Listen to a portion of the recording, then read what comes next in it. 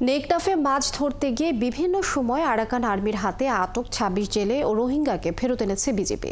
শনিবার বিকেল ৩টার দিকে টেকনাফ পৌরসভার জালিয়াপাড়াস্থ জেটি ঘাট দিয়ে এসব জেলেদের ফেরত আনা হয় বলে জানান বিজিবির টেকনাফ ২ ব্যাটালিয়নের অধিনায়ক লেফটেন্যান্ট কর্নেল মোহাম্মদ আশিকুর রহমান।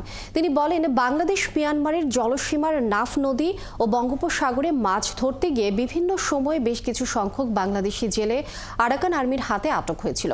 এসব জেলেদের আরাকান আর্মি দীর্ঘদিন ধরে হেফাজতে রাখে। ফেরত আনা জেলেদের মধ্যে ৫ জন বাংলাদেশি এবং ২১ জন রোহিঙ্গা নাগরিক। তাদের স্বজন ও স্ব ক্যাম্পের কর্তৃপক্ষের কাছে হস্তান্তর করা হয়েছে।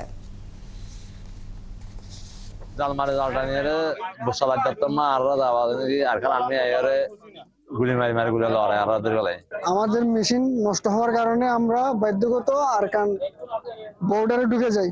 তারপরে আমাদের 5 দিন করে জেল মারছে। জেল মারার পর আলহামদুলিল্লাহ এখন বাংলাদেশে